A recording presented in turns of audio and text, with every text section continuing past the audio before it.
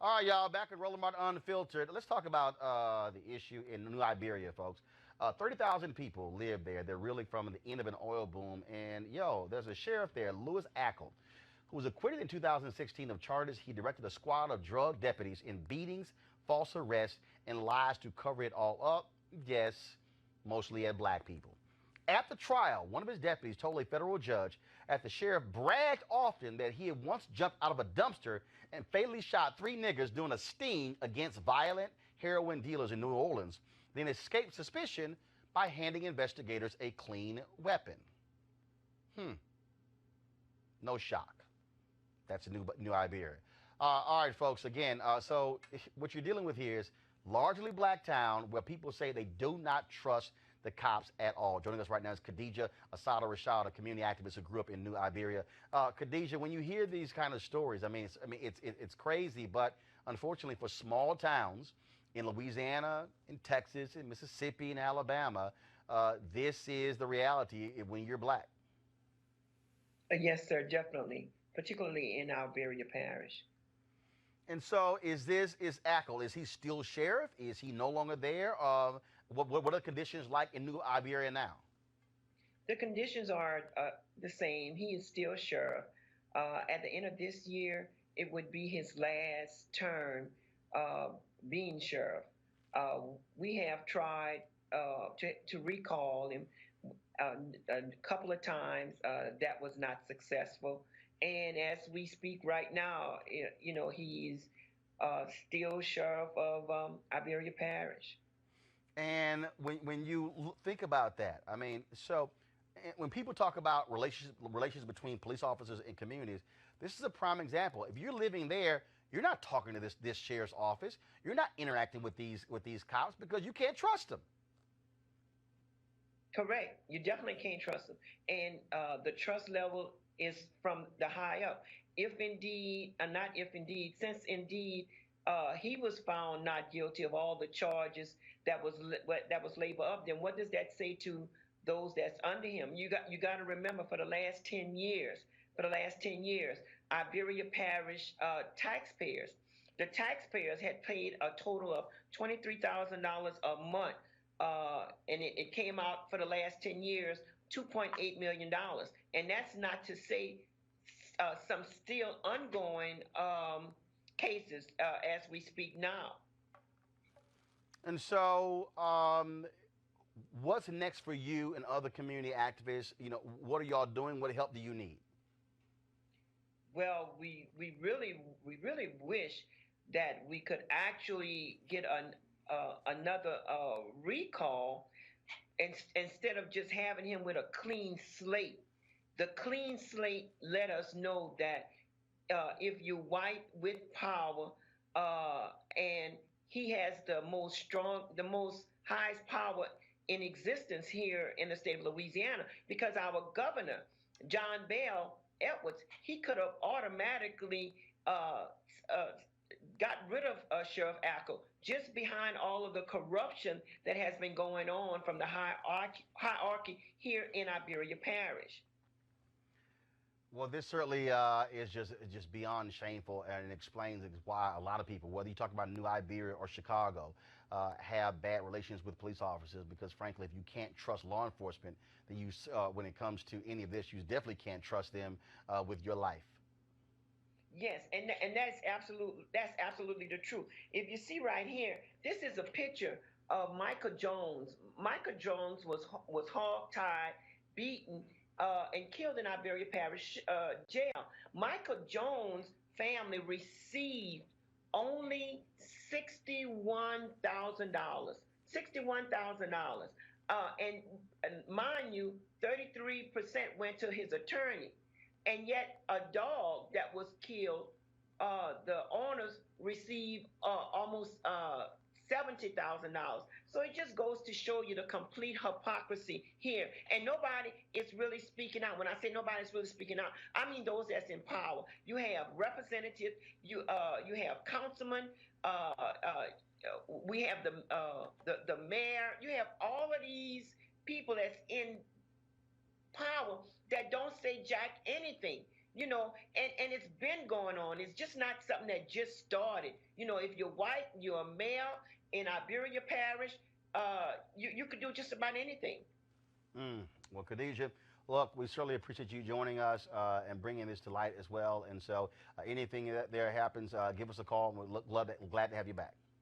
Yes, and I wanted to send like Reverend Brown, Victor White, Pastor White, Brother Jay, Sister Margie, Brother Shaheed, Brother Darrell, Sister Deborah. They and KIEE 88.3 FM. They all have been a part of us trying to bring out the dirt in our area. All right, then. Well, Khadijah, we certainly appreciate it. Thanks a lot. Thank you, sir. All right, folks. Greetings and welcome to another powerful edition of the Community Defender All right, y'all, Talk back Show. at Rolling Martin Unfiltered. Let's talk about the issue in New Falsehood. I'm your host, Brother Darrell Muhammad. And I'm Sister Deborah Muhammad, and welcome to the Community Defender Talk Show. And of course, you did see that opening with our illustrious producer, who was representing, of course, for the people of this area and for justice, as always. She is a consistent representative of the cause of justice for black people in this area. And the thing about her and her life is that she has sought to do some good. She has sought to work in the greatest of all causes, and that is justice for the black man and woman in America. And of course, I know that Allah will continue to bless our beloved sister, who is the producer of the Community Defender Talk Show. And we are so blessed to have such a warrior queen as our producer. And of course, I wanted to lay this out to all of those who are fathers. We want to, of course, say Happy Father's Day.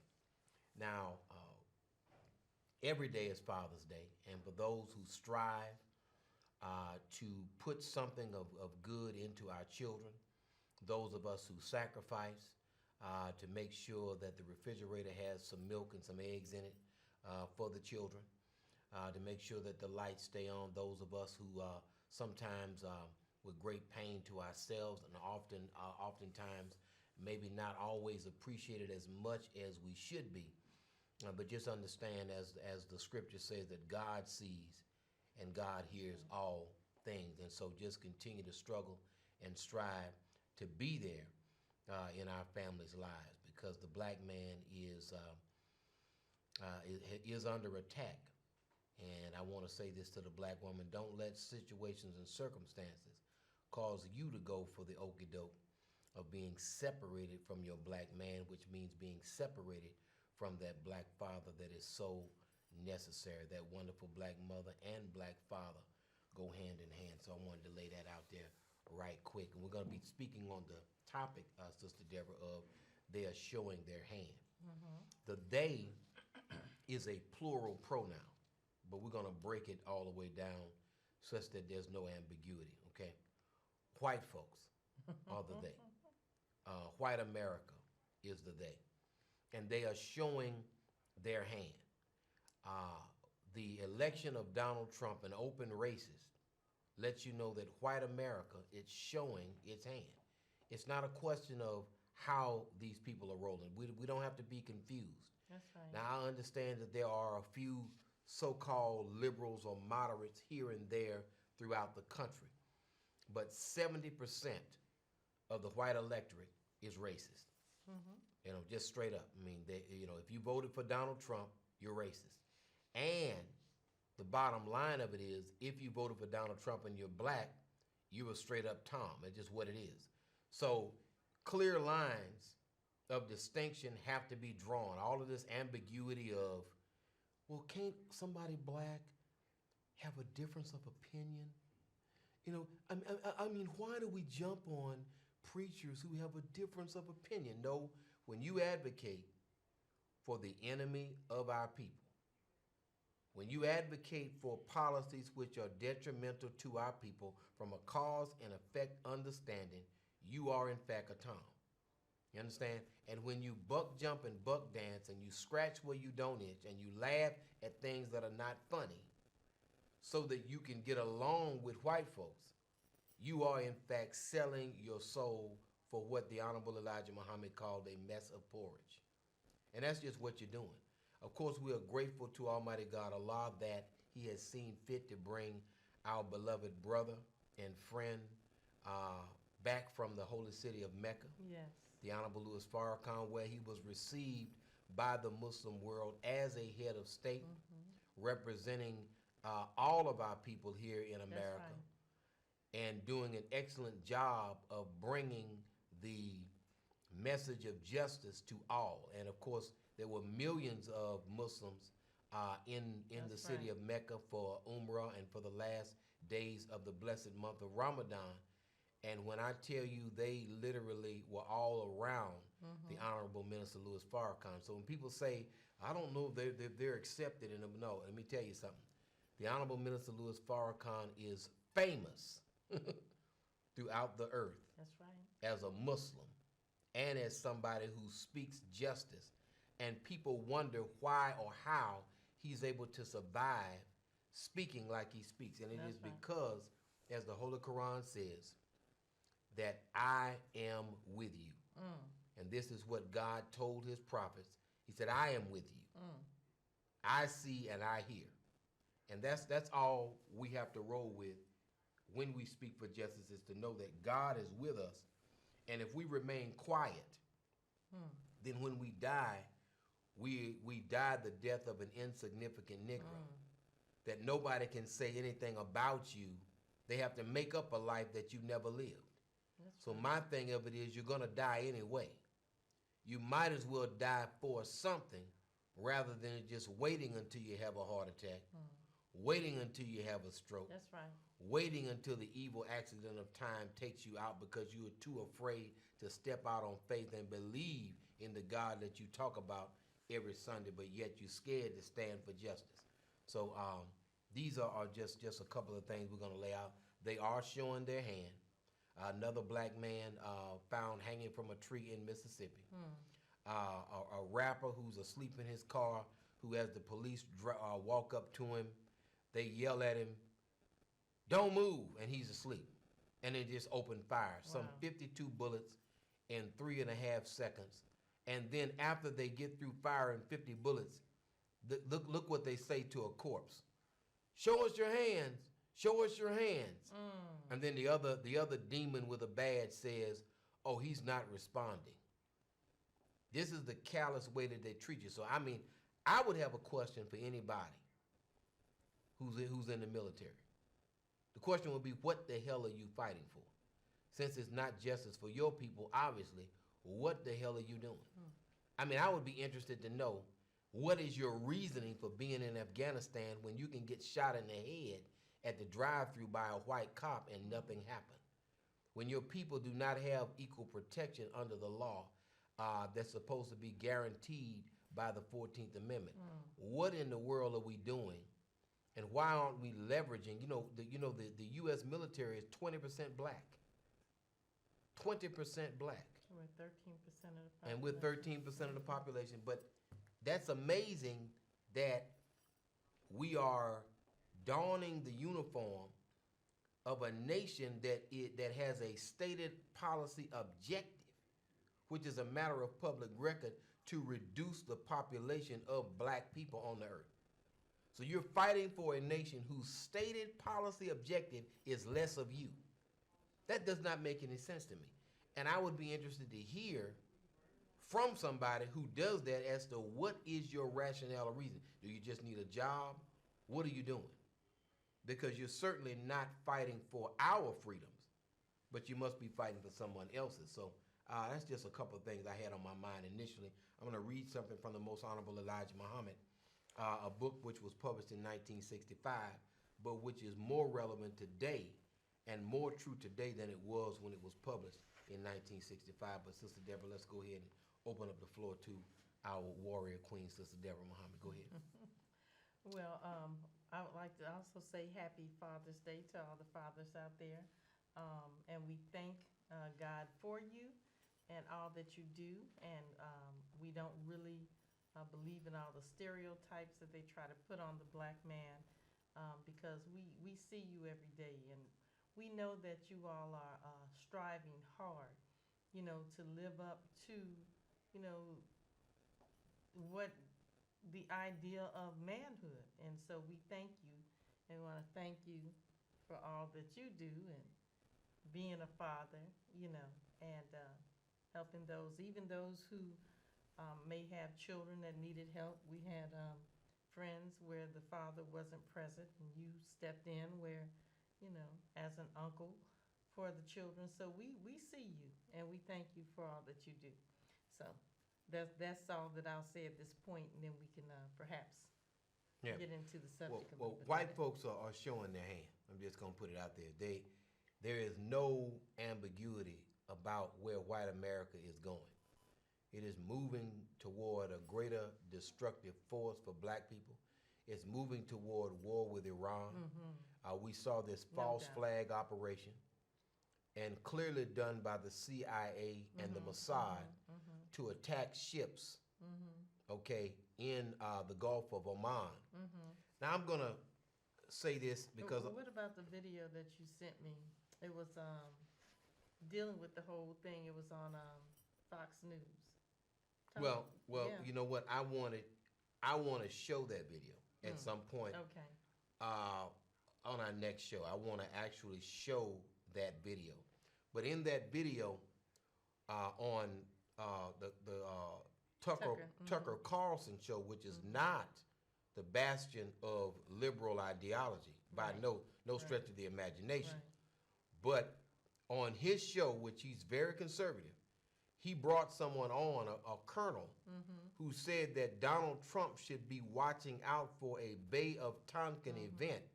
And he said, if you remember, the Bay of Tonkin never happened. In other words, they were warning Donald Trump on Fox News to be on the lookout for false flags from the U.S. government on Fox.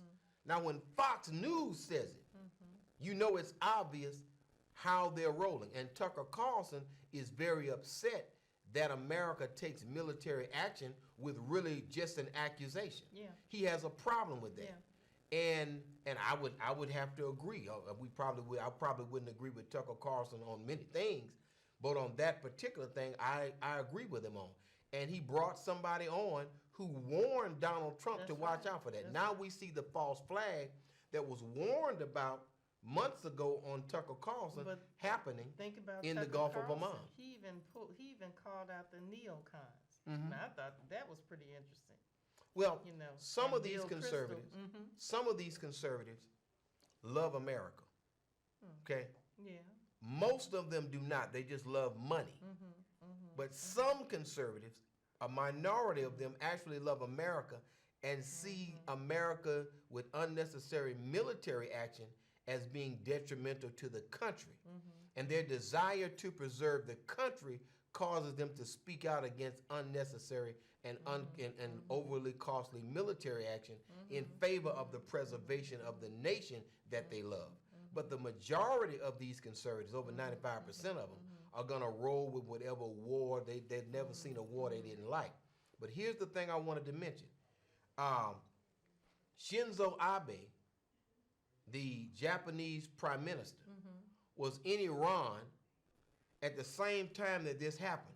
And interestingly enough, one of the ships that was attacked was a Japanese ship. So this was something done by America to undermine the diplomatic efforts of Japan that is trying to stop war, and to say, okay, you're trying to speak up for Iran and partner with Iran, but look what Iran is doing to one of your own ships. So it was calculated by the CIA, by the Mossad, to break up the diplomatic relationship that Japan is extending to Iran, to isolate Iran from such an economic powerhouse such as Japan. And so now there's conflicting things as to what happened. There's grainy black and white video. Let me break it down to you. Nobody has grainy black and white video right now. If you buy a dash cam from Walmart, it's going to have crystal clear color. If you buy a little bitty cheap camera to put up in front of your door, it's going to have crystal clear black and white. The idea that it was grainy, black and white, and blurry with the high tech that America has, where they can read the label of a can on the ground all the way with a satellite, and you mean to tell me the U.S. military only gave us grainy, black and white? That right there lets you know it's a lie. So Iran is telling the truth when they say we did not do this. We did not attack any of these ships. I'm gonna tell you, it was the U.S. government that attacked these ships, along with the Mossad, who provided some of the other logistical support. The people behind it are the CIA and Netanyahu. They have much more to do with anything going on over there than Iran. Iran has acted with dignity, and Donald Trump has acted like a wild, warmongering beast.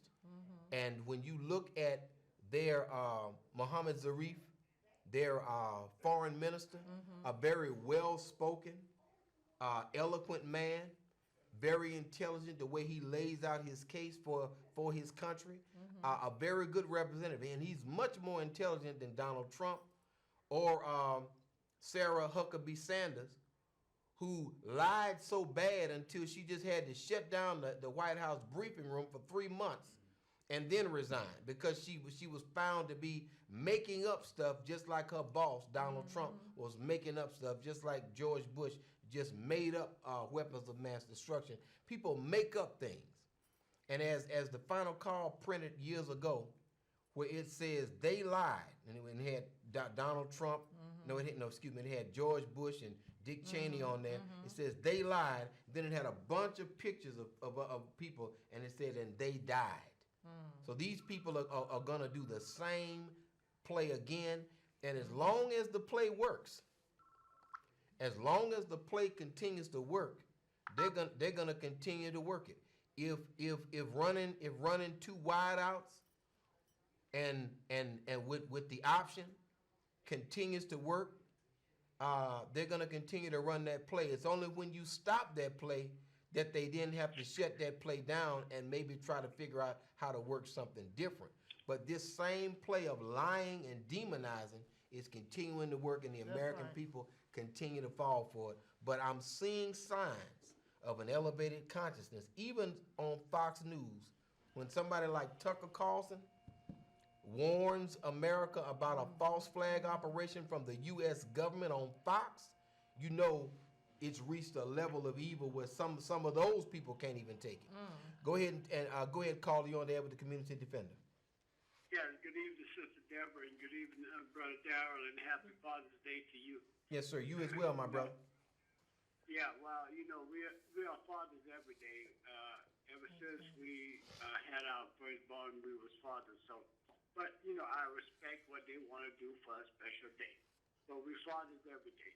But Brother Darrell and Sister Deborah, you guys are having a very, very extensive conversation this evening on the TV.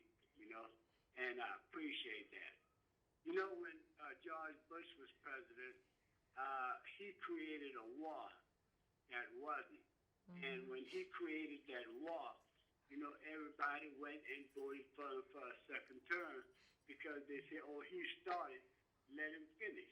It ain't gonna never get finished, And this is what I feel Donald Trump is doing, is creating a war for the people to say, oh, he's tough. He's a good president. So this is why we're going to war. Well, he's going to start it, let him finish it. I've been seeing this play, and this is a rerun to the old Republican regime. Thank you, Sister Deborah and Brother Darrell, for giving me this opportunity.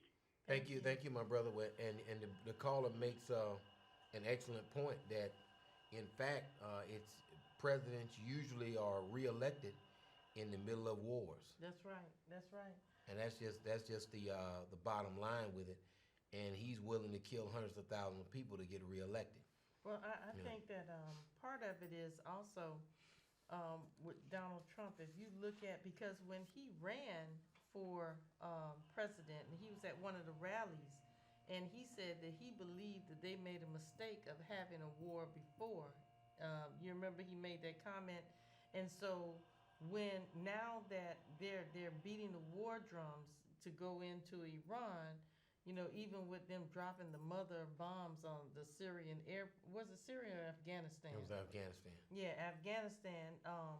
So what is going on? It appears is though that the Jews or the synagogue of Satan. Let me be clear. Distinguish between the Jews and the synagogue of Satan. They want this war with Iran. Well, I'm not going to go into that first, but let me just say this: that whenever, and if you remember during Bill Clinton's administration, when they wanted to go to war with Saddam Hussein, they always come up with a scenario that, if made known, could bring down their presidency. The minister said that, they tried to charge Bill Clinton with high crimes and misdemeanors about the Monica Lewinsky scandal. And he said that that wasn't a high crime and misdemeanor. Now, with Donald Trump, what they're trying to attack him with is that, colluding with the Russians to interfere with, the American elections. Whereas you said, and I just want to bring that up again, America always interferes with the elections of other nations. So this is not something that America is not guilty of. Just about, in every, nation that they have or they want to either go in for the mineral resources, or it's a strategic, location. America goes in and interferes in the elections. In Venezuela, where Hugo Chavez was, they had a coup. They backed the military to get him out, and then the people that elected him. But you can go over and over and place again, where you even have where the man wrote the book, The Confessions of an Economic Hitman, that he showed where the CIA is going into other countries and toppling the governments. And so, for they're using this whole thing about Russia and Donald Trump colluding with Russia as an ace up the sleeve for the neoconservative agenda, because they said that that was one of the countries that was on this quote unquote axis of evil that they wanted to get to. So they're using this Russian collusion thing as a ace up the sleeve so that they can have a bargaining chip with Donald Trump. When he came in office, the Honorable Minister LUS Fiber kind of said he's a different kind of man, because he said you can't buy him. So, it wasn't like they could have bought him out, and he's really exposing the underbelly of the government. He's tearing down all of the institutions in the government, from the Justice Department. I mean, just on and on and on, where he's just tearing them down. He's going against the CIA, saying, I don't believe their reports. I don't believe the FBI reports. So, all of those institutions he's tearing down. And see, when the institutions of this society are torn down in the eyesight of the public, then what that does is undermines the authority of the government, and it weakens the government. So it really shows you how America has fallen. Not is falling, but has fallen, and almost single-handedly by this president, by him coming against all of these institutions within the government. And so what do they have to do? They have to put him in a situation where he has to turn, and do what they want him to do.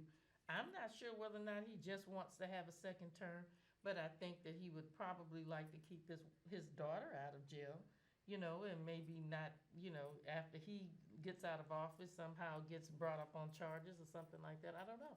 I think that he's just trying to save his own behind. Well, you raise a number of good points, a number of plausible scenarios about this situation.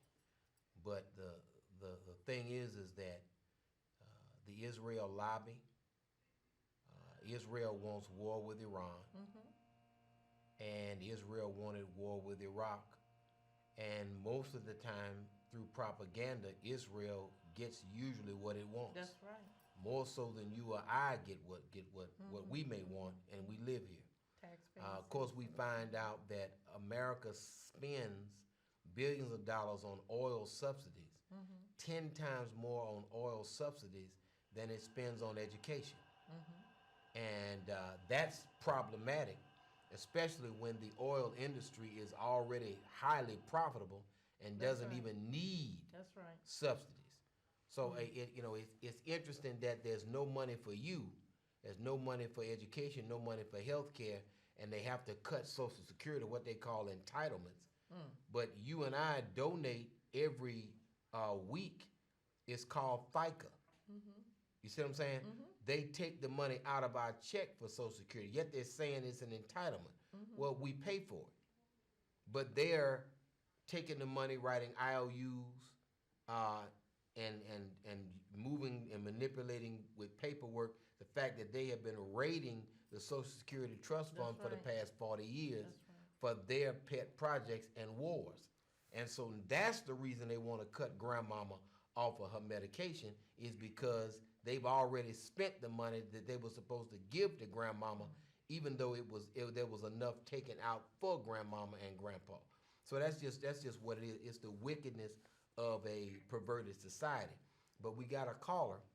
Go ahead, caller. You're on the air with the Community Defender. Greetings, Brother Darren. Greetings, Sister Deborah. Listen, I want to briefly go back and touch on the whole issue of the perceived situation in the Middle East as it relates to Iran. If you think about it, Brother Darren and Sister Deborah, some of the holdovers from the Bush era, Cheney era, like John Bolton, or they say he's a warmonger, and they say Trump is going along with it. But I tend to think that some of the neocons are only there in the Trump administration, like John Bolton, because they have something on him. And they're using Trump, and Trump is not the smartest cookie around. No, he's not. He's being used in a sense, and maybe he does share that hierarchy of racism with the statistics you gave up on the first part of the show. Because I know Lafayette overwhelmingly voted for Trump, and Trump is not a genius of any educational standard. He's not the center of moral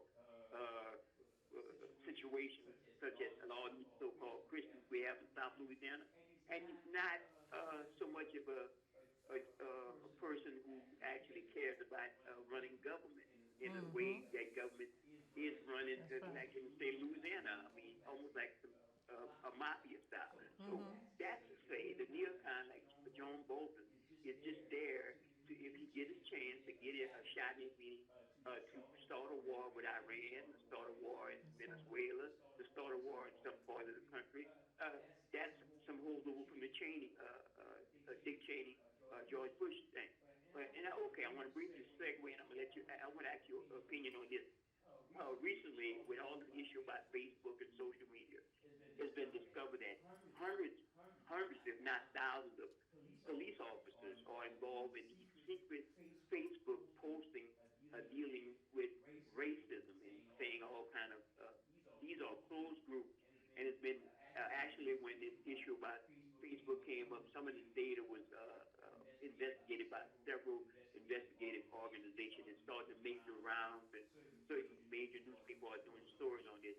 A lot of people don't want to believe that. They say some fake news, but they actually have some actual data about these police officers and they're posting. And you would like to think the upswing, the upsurge has never stopped in the killings of black folks for little enough, such as the brother you talked about, the rapper, Brother Darren. That's a chilling situation that we should all pay attention. So I'm closing this. Thank you guys so much, and I hope you can comment on the last part of the comment. Thank you so much. Well, I mean, the brother said a mouthful. A mouthful. In that whole situation. We are in a, we're at a crossroads, and we've been at this crossroads for quite some time. And we've wanted to go a certain direction, but we actually have been prevented from going in the direction that maybe our sick minds as a people would want to go, which is the direction of integration. Right. We want to be accepted by this society. Not so much that we work to be accepted by God, but we work to be accepted by this society. And this society will not accept us. We're being blocked out at every turn. Every time we try to reach out, our hand gets knocked away. So now we're being forced to go with what the Honorable Elijah Muhammad said in the 50s and 60s. We're being forced to look at it because white folk and their anger will not allow us to what? To do anything else. If you think about it. They're not allowing us to do anything else. Now, when you talk about those closed groups on Facebook, it's interesting that they banned Minister Farrakhan, and a lot of activists, they banned them for a month for something they say. Boyce Watkins, the black economist, and the brother with the Black Business School online, he's been blocked for quote-unquote hate speech. So they blocked them, but they let these racist officers spread their racism in these closed groups that thousands of other officers exchange tactics. And one officer actually said it's easier if the suspect dies because you don't have to worry about that suspect with their compelling testimony to a jury. So when they shoot you 50 times and then yell and say, "Show me your hands," you know, It's I like, mean, why would you really? Are you shooting to kill, or are you trying to subdue the suspect? Well, you know, when You're shooting to kill. when you're shooting to That's military. make That's sure, not police. right? That's a fact. But you know, it's officers have said that things are easy. One guy said it in a press conference that things are easier if the suspect dies, because in some of these instances where the suspect was shot in the side and he, you know, got on the witness stand and said, "Hey, I wasn't doing anything. You can see me on the video. I wasn't doing anything." And then they wind up having to pay a lot of this But you money. understand that's war. Now, right, When you're talking about that's a fact. Now I want to mention this. The woman who was over the sex crimes unit with the Central Park Five was a Jewish woman named Fairstein. Now, for all of you rabbis out there that have a problem with Minister Farrakhan, here's another Jewish woman who is working hard to destroy the lives of black people for no other reason other than they are black. Forget the fact that George Zimmerman, who killed Trayvon Martin, was Jewish. We can go to Officer Lohman, who shot Tamir Rice, also Jewish. Jews, and I just want to say this to all black leaders, Jews are in no position to lecture anybody on race relations. Jews have the worst record of race relations ever. Now, will they intermarry with blacks a lot of times? Yeah. But with racist intentions, controlled intentions. Now, there were a group of Indians called the Osage Indians who were sitting on hundreds of millions of dollars of oil revenue. And white people conspired through marriage to murder and to destroy those Native Americans. A woman would be married to a white man and have 3 children for him. And he would be murdering her uncle on the other side of town to then take possession of the land and the mineral rights. They literally came in as friends and married and fathered children with these Native Americans in an effort to destroy that. That whole tribe is just about decimated through marriage and people acting. And so just because somebody is laying down with you and having babies with you, it doesn't mean they're your friends. And the Jews have done the same thing. Wow. They have intermarried with black women, intermarried with black men, so on and so forth. But the bottom line of it is, what has been the net effect? They are the people who manage all of our entertainers. They are the people who manage the athletes. That's right. They are the people with the contracts that enslave the talent of black people, athletic as well as singing, as well as dancing. They're in control of our talent, and they have controlled that talent to our detriment. So now we have a man named Bloom who brought a case up there against affirmative action. The same man named Bloom, the same Jewish guy, overturned the enforcement mechanisms of the Voter Rights Act. So now you can make any kind of changes you want to, and you don't have to get it cleared by the commission. So so it is Jewish people, Jewish money, that is undermining all of the precedents that we have relied on, and these same Jews have their brothers on the NAACP board to control things, to keep the NAACP from getting too involved in economic development, which would mean what? Self-control. So these are the enemies of the Honorable Louis Farrakhan, your enemies. The people who wanted the Central Park Five in jail for life are the same people who are the enemies of the Honorable Louis Farrakhan. And I just wanted to point that out, because this red meat that we are constantly getting, because this material is given to us. Every time they come out on us, they come out on the minister, he's a hater, and then we find out that numerous Jews, not just the fact that Jews controlled the slave trade years ago, not just the fact that Jews continued to keep us out of the labor union so we wouldn't make money, not just that the Jews were involved in the genocidal plot to keep black women from having black babies.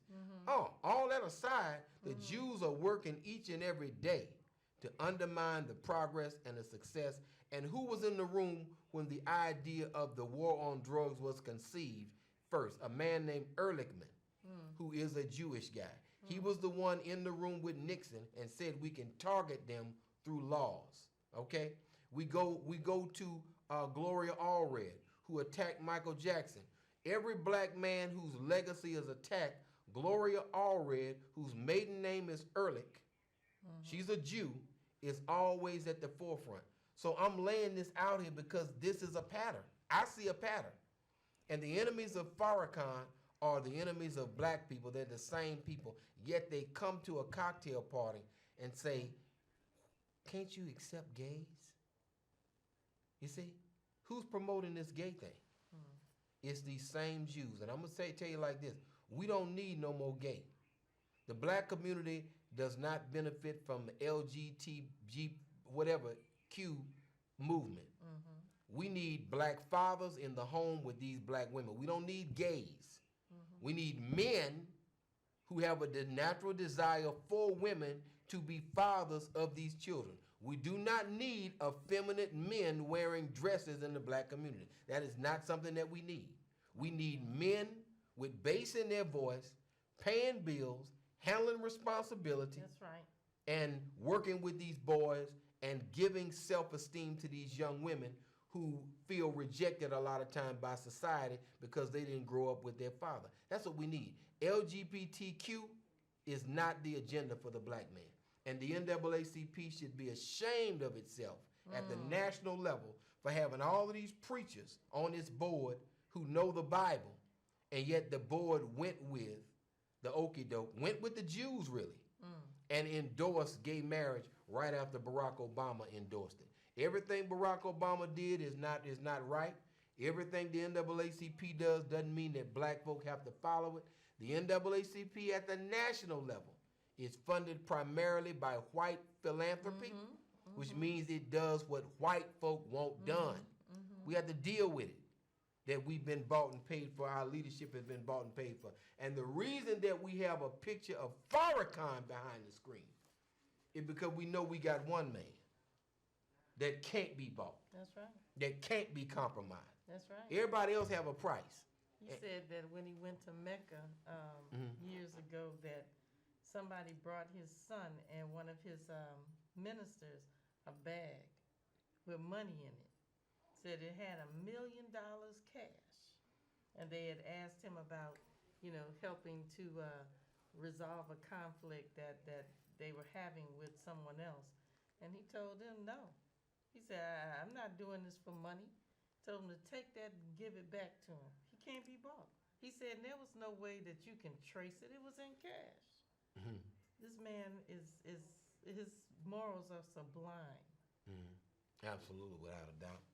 without a doubt. I'm going to read this right quick from Message to the Black Man, page 223.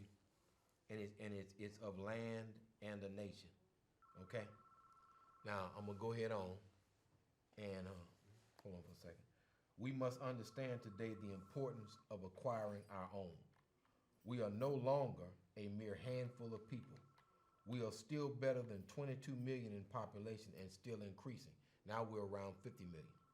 We cannot forever depend upon America to give us a job, send us to school, build our houses, and sell us food and give nothing in return.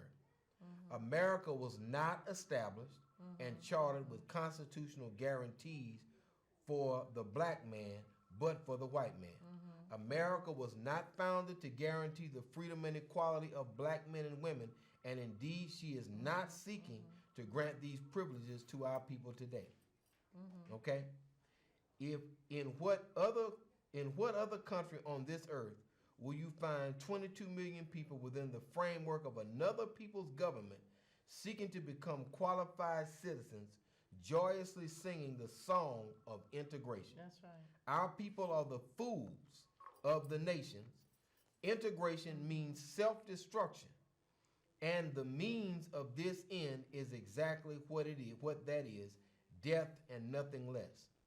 Now, this is what the Honorable Elijah Muhammad said years ago, that integration would be death. Well, while we were waiting for black folk, for white folk to become better, they dropped heroin on the black community in every major city in America and passed these laws where you would get a life sentence. Okay? While we were waiting for white folk to become better, they sent in people to destroy all of our black organizations. While we were waiting for that, they built prisons all throughout the 90s and the 2000s. They dropped the crack cocaine in our community. They brought the drugs in and then used the dope money to fund wars overseas. All this came out in the Kerry hearings. That's a matter of public record where you can listen to them testify on how they took the drug money from America and funded wars, and how it wasn't even traceable to them because the man said we were good at what we did. This is all in your congressional hearings. Now, we also look at the fact that that the U.S. government has a patent. You know, they actually petition the patent office to get patents. One of the patents that they have is a patent for something called Ebola. Yeah. Okay? They have a patent for Ebola. Are y'all with me? Jamal Bryant gave the patent number for the Ebola virus. Yeah. Now, this was maybe 7 years ago that a pastor gave you the patent number for a virus that was ravaging Africa and said the people who own this virus is the U.S. government, so best believe that's who's behind the epidemic. So the virus didn't exist 50 years ago. But now it's killing people all over Africa. Wherever diamonds and gold and titanium is, there's Ebola. So it's a situation to where while we were waiting for white America to live up to its creed or live up to its constitution, each and every generation we continue to take losses while we are waiting for America to become better. And we voted for Barack Obama and we got zero. Nothing but pride in seeing a beautiful picture of a beautiful first family, but nothing of concrete policy or economic resources came out of all of that effort. Okay? That's just what it is. It costed nearly $750 million to get him elected. And all of that effort, all of that mobilization, and gays got more than we did. Okay? The people who were put on top were the gays. Okay? If you're a homosexual black man, Barack Obama was good for you. Not good for you, but good for you in terms of you living your lifestyle. That's bad for you. But he reached out to gays, but didn't do anything for the black community. Now, part of that situation now, Sister Deborah, was that the black organizations were so disorganized and were afraid to even submit an agenda. Yeah. You understand? The gays, the 2 days after he got in office, they gave him a 54-page agenda that they wanted Barack Obama to sign on to. You understand? But it's a situation to where the black organizations didn't submit an agenda. Now, if you remember, the Honorable Louis Farrakhan commissioned with the Million Family March a whole agenda of policy changes. That's right. That the scholars of the black community came together with him to work on. That agenda could have been given to Barack Obama or something like it. But because we won, we were so glad that somebody our color was in a house controlled by white folks. And it's not called the White House just because the color of it is white. It's called the White House is because that's the people that house works for, white people.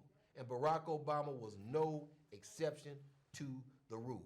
Barack Obama bragged about this. I'm going to say this. He bragged about something. When he overthrew the Gaddafi regime, he said that this operation only, you can let it go. He said this operation only cost $1 billion. We were able to get rid of Gaddafi for $1 billion. And he said that you all spent $2 trillion getting rid of Saddam Hussein. Now keep in mind, this is from Barack's own mouth. I did it for cheaper. That's not a moral position. Wow. That's a position that I destroyed a country for a much cheaper price than you did. You understand me? I did it more efficiently than you. And then he said, this is not in our vital interest, but it's in the vital interest of Great Britain, and so we are helping them out. Wow. Because they helped us out in Iraq. That was his reasoning for destroying an African nation, and now black people who look just like Barack Obama are on sale for $500 because of Barack Obama's policies. So we have to be able to have a real critique of what we got out of Barack Obama. In Baton Rouge, we got to have a real critique of what we got out of Kip Holden, what we're getting out of Sharon Weston Broome, what we're getting out of all of the black people that we send to Baton Rouge to be legislators. Everybody we send to our Metro Council. Because now they're coming back with these at-large districts, which were thrown out by the Voting Rights Act while the enforcement mechanism was in place because they diluted black voting strength.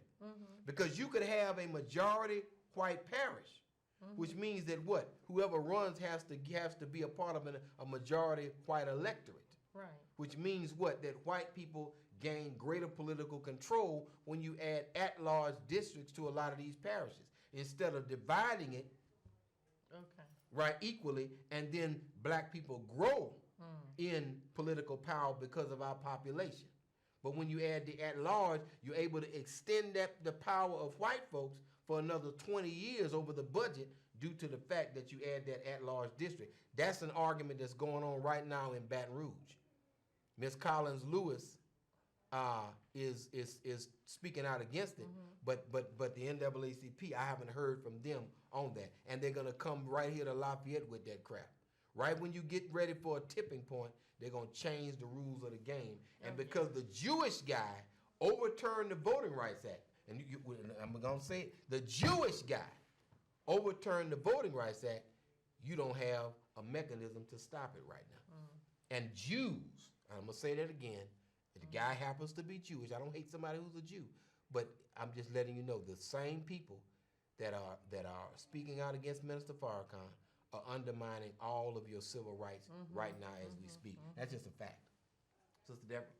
I mean, enough said. I mean, the only thing that we need to be considering is what's the next step. And Most Honorable Elijah Muhammad teaches us that separation is the best and only solution to the problem that we have. And separation has always been the solution when two people can't get along. As Brother Darrell said today at the mosque when he was giving the lecture, he said that America believes in separation. They separated Sudan from South Sudan. North Korea from South Korea. So separation is the solution to when people can't get along. So the question is that, I guess for black folks, the minister said that he would like to have the opportunity to teach black people, without any hindrance. And then once we've been thoroughly taught about the knowledge of God, the knowledge of self, the knowledge of the enemy, and the knowledge of the time of what must be done, then we take an up or down vote. You want to go, you want to stay. That's true. And of course, the Honorable Elijah Muhammad said he believed that each individual black should be able to decide whether they leave or go. But that provision should be made for anybody that wants to go or wants to divide up the territory of America to divide it. And there's nothing wrong with being a separatist. It's called divorce court. Yeah. Divorce court is all about cutting the tie with somebody you can't get along with. And that's the civil thing to do, rather than to stay there and fight and bicker. It's just separate, divide the country up, and everybody go for themselves.